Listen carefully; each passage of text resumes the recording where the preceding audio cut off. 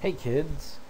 So yeah, I kind of wanted to try to keep the city all the same exact layout from video to video, but I've kind of already botched it up and messed up. Not so much the gameplay part of the videos, but the video part of the video. So you'll kind of notice things are a little out of place, but it's still kind of the same general idea, right? I mean, there's stuff, and there's a school, and some water,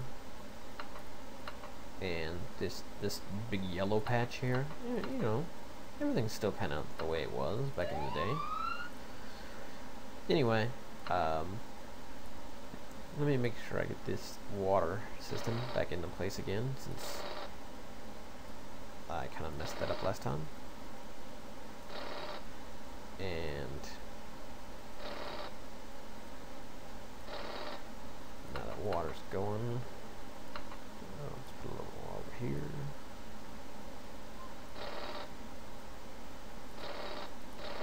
Okay, now you've got things hooked up. Wait. Oh, no. All right. School needs water. All right.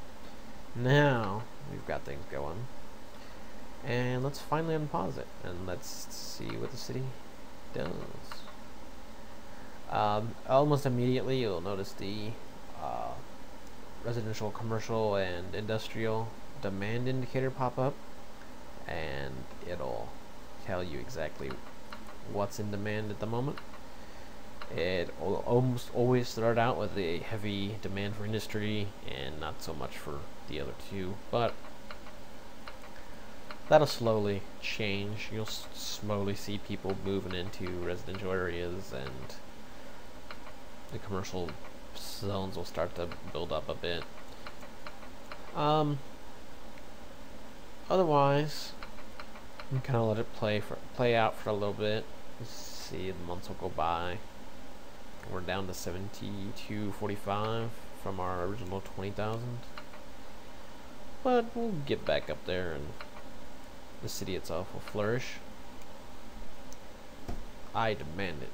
As mayor of Nilbog, I will see it that our goblin population increases, and no trolls will ever be permitted inside our town. Random outsiders, they're fine, so long as they eat our food. Our bright green neon food. Alright, so once the year comes around here, and we get to the next year, we'll see the budget screen pop up, and then we'll start tinkering around with that. Just a quick little note, you'll notice that there are a lot of constructions going on, but you'll also notice these black buildings, and that's just an abandoned square. That usually means that demand for something went down, and nobody's come in to replace that particular tenant or business yet. So, alright, so here's the budget screen, and this is probably one of the more important things you'll be looking at. You'll look at it once every year at least, unless you have auto budget on, but you might want to come in and tweak it more often than that. Right here you have the board of advisory, and here's the taxes advisor. The guy looks like Larry Zonka from the Miami Dolphins. Anytime you click on his little face, there's usually some kind of booing going on. But then you have the older lady. She probably was some kind of waitress at some point in time. She knows how tough the world is, and you young kids, you just have no clue what's going on out there. Here's that guy looks like Larry, the sales agent. Maybe he's into life insurance. We've got the Joe Friday wannabe. I always looked at this and thought that, you know, maybe they stole this from some sort of episode of Dragnet from back in the day, but Yeah, here's the... This guy kind of looks like he's a soldier in the army. It's just some young kid just out of the academy. Then we've got really cheery lady. It's a big smile like that makes me think she's probably she's kind of foreign and she doesn't really understand exactly what's going on. She just wants money for the health and welfare system. She needs that money for the hospitals. So maybe she's not quite picking up on everything you're saying, but so long as you're giving her money, she's fine. Alright, so we've got random black guy, which, you know, at first I kind of thought that maybe he was just I figured he was just here to bring a little diversity to the group.